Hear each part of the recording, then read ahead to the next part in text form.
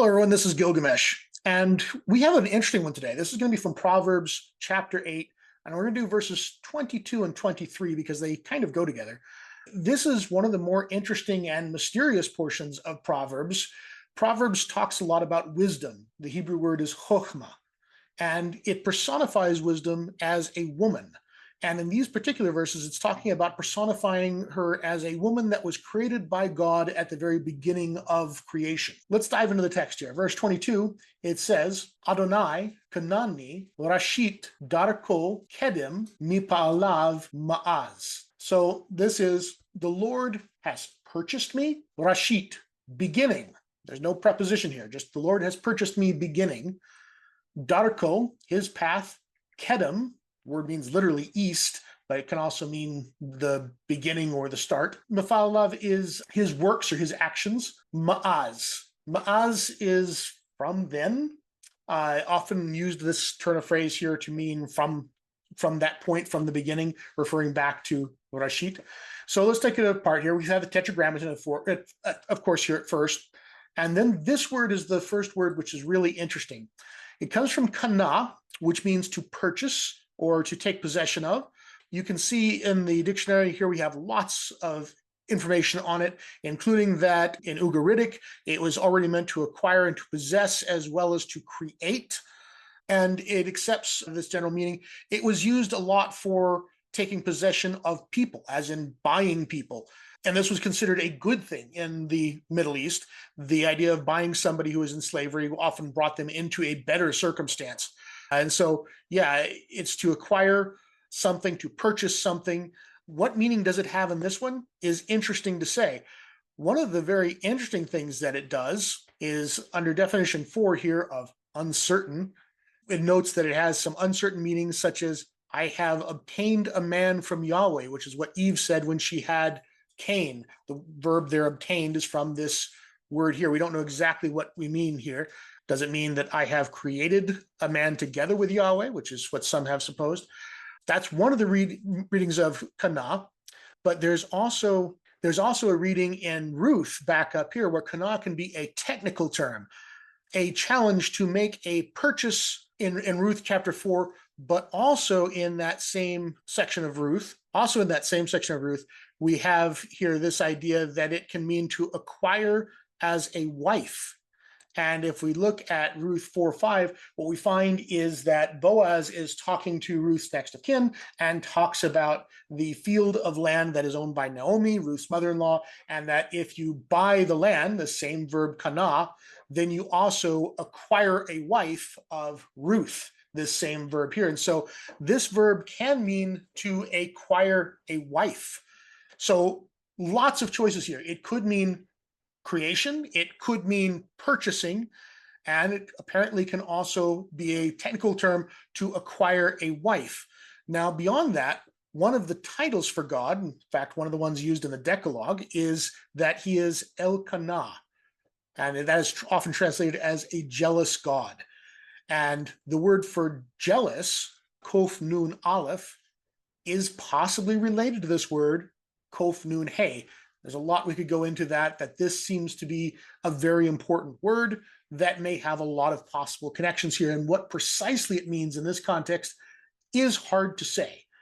But because we're talking about creating wisdom here and the role that it puts wisdom in throughout Proverbs 8, I'm going to favor the idea that this is talking about taking as a wife. And so this idea of a partnership. And many people have seen in Proverbs 8 here possible echoes of the Asherah that was a possible consort for Yahweh in the ancient times. And so this might be some type of an indication like that, or perhaps an echo of such beliefs and ideas. Yahweh took me as a wife, Rashit, beginning. Now, it's not in the beginning, but we do note that we have footnote A here. Footnote A tells us that in the Syriac, the Targum, and the Vulgate, it actually supports the idea that there should be a bet here. So this should say Barashit. And if it says Barashit, it's the same as the first word of the Bible. But the bet is not in our traditional copy of the Hebrew, but the But the Syriac, the Targum, and the Vulgate, at least some manuscripts of the Vulgate, support the idea that there should be a preposition here. And so perhaps a bet has fallen out of this word, which would make better translational sense. The Lord has taken me for a wife in the beginning. And again, we'll have an obvious reference to Genesis here. Then we have here Darko Kedim, his path. Notice this is singular here. This is singular with a pronominal suffix o. His path, Kedem, of the east, or his east path. Now, Kedem is an interesting word. East, of course, is the direction of the sunrise, and therefore the idea of beginnings, starts. And so Kedem also becomes a word which means in front of east, or also before or earlier or in olden days. So the east was thought of as this symbol of the beginning, the early days. And so the idea here, his path of the early days, of the olden days, this path that Yahweh had, that's who the he would be, Yahweh's path in the early days. So in the very beginning of creation here, we're setting this story that as Yahweh was going down this path or this process, that is when he created or possibly took as a wife Chokhmah, which is wisdom. And then we have here another line, Mifalav Ma'az. This word here, Pa'al, the root of this is actually where we get most of our paradigms for in classical Hebrew. If you talk about being a Hephil or a Piel or a Pual, it's all based on putting the vowels with this root here, Pa'al. It means to do or act. In more modern Hebrew, it becomes the word for verb. This is not a very common word, as you can see here in the lexicon. This is a word that only occurs a few times, and it's here as a noun. This is the idea of doing or acting, but as a noun, so it becomes deeds. His deeds, ma'az, from the beginning. So this is parallel to his path from the beginning, his deeds from the beginning, with ma'az being parallel to kedem and mifalav parallel to Darko. Now, footnote B here in Darko tells us that in the Septuagint and also the Vulgate, they have here a rendering of Hodan Aton, which is, that's the Greek there for a plural, his paths. And so they suggest that this has been voweled incorrectly and that this should be Darakav rather than Darko, which would be his paths, plural, but we have with the vowels that the Masoretes gave us, his path singular, which plural would actually make it parallel to this format here, which is his deeds, plural. And so they think that this should map to this, makes a lot of sense. It is preserved that way in the Greek. And so that seems a likely thing that these vowels are not the correct vowels for this word. Then we also have a footnote C here, which tells us that this last word here, ma'az, is actually missing in the Greek and the Syriac. I think it belongs there. It's too nice of a parallel with kedem, so it seems like this makes a better parallel with it there. So I would argue that this is probably just lost in the Greek and the Syriac and should actually be there. But that's our first verse, and it establishes this idea that the Lord has this bride, this chokhmah, from the very beginning, and that we're talking about the earliest points of creation here. And then we have 23, which is parallel to it. Me'olam nisakti merosh mikadme aretz. So me'olam, from eternity, from the beginning of time. Olam. Me'olam, from eternity. Nisakti. Now this is an interesting word. The most obvious meaning of it is that it means to weave or shape. This says here, and this is the woman speaking in first person here, from eternity I am woven. And this is a nephal, so it's passive. I am woven. So the idea here is that she is created out of the very stuff of eternity itself. Yahweh wove her out of eternity. Now, of course, the question that comes to mind is this metaphorical? Is this supposed to be a literal personage? Is this someone that you could walk up to and shake hands with, or is this a poetic representation of something? It is portrayed as wisdom herself. It's very easy to read that metaphorically, in that this is simply speaking of a metaphor. Jews, of course, in later generations, quite a bit later, associated this with the Torah, that this is the Torah that was created in the beginning.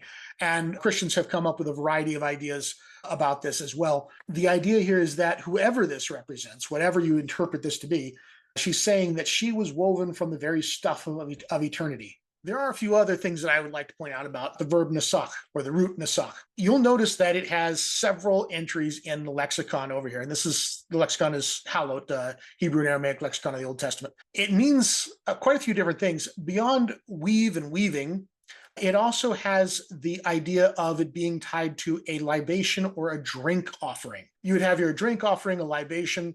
In one instance in Psalms, it refers to an offering of blood. In other instances, it refers to wine and other types of drink offerings.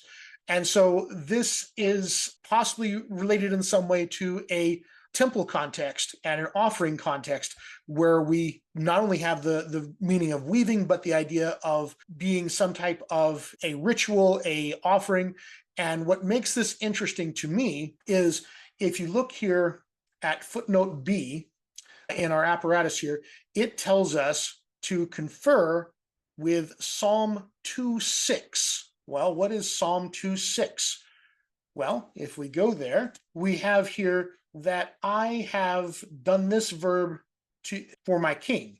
And if we look at what the lexicon brings to for that one, we have here that this is a knee fall here, and it is to be consecrated, to be made a leader with a libation. And so this is actually a fairly close parallel to the verb that we have over in Proverbs 8. And here it is applied to making someone a king, and doing so with a special libation or religious offering in the process. And so that, I think, is an interesting parallel to our Proverbs 8 verse. Jumping back to 23, that's our footnote B here, from the BHS here. It tells us that we should be conferring with Psalms 2:6, and then it gives us here the Greek here, ethemelios me. He has founded me, established me, something like that. I'm not as familiar with this term in Greek. I'd have to go look it up in another lexicon, and I haven't done that. It also tells us that the Targum and the Vulgate also disagree here as to what verb this should be, and they think that there should be a dalet in here. Then it tells us to confer with Psalm 139:13. And if we look at Psalm 139:13, we have here the same verb. This means to weave or to knit together. And here the context is in the womb of my mother, that you have woven me together in the womb of my mother. And so again, this idea of creation and weaving going together. And so we have these interesting ideas here of creating and weaving. It means to weave or knit together in the mother's womb. But then here's another little bit of interesting stuff. It is parallel here with kanita, thou hast purchased. And so we have the same verb, kana, here, associated with this verb down here, which seems to be related to the idea here of weaving or creating together. Now, jumping back to Proverbs, we have here our verb, and we have also with this meaning here of nasach, beyond the libation offering, there is also a meaning that is a leader. If we look here, this can mean a prince or an Aramean chief, a chief of a tribe, and as well as a libation or drink offering. And this is involving that same root. And if we come down here, we have the weaving meaning, and we also have the libation meaning. And then interestingly enough, it can also mean to molten metal and cast an image. This probably comes from the idea of weaving or crafting, but it is used that way at least a few times. But yes, very, very rich word. And you have to look at it in context with how it is used elsewhere. And this is where your apparatus really does come in handy, is showing you some of these connections. We skipped over footnote A. Let me just mention it real quickly here. And that is that in some manuscripts, we have the added word ani, which would be a word that's not needed, but is used for emphasis. So the emphasis here is I was woven together from the things of eternity. So lots of meanings to this word. Mirosh, and notice that rosh here is the same root as rashit up here. They both mean head or beginning. So merosh, from the head or from the beginning. Mikadme. So notice that here you have the same root as kedem up here. So mikadme comes the same entry here in the lexicon. It means east or it means beginning. So you can say this means from the east parts of, this is a masculine plural construct here, from the east parts of the land, or from the beginning points of the land. And since we're talking about Aretz here, it can be translated as world.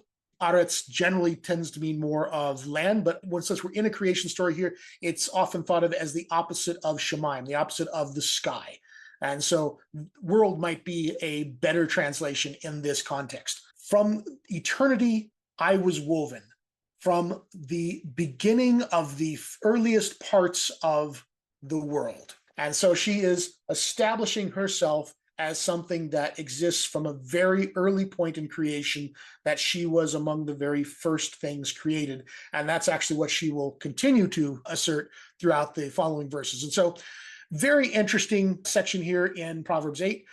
What do you think? Is this metaphorical? Is this an actual personage? Does it represent the Torah? Does it represent something else? Tell me in the comments. And if you like this content, please like and subscribe and join us over on Discord. And I will probably be coming back to this Proverbs 8 in the future. Thank you very much. Bye.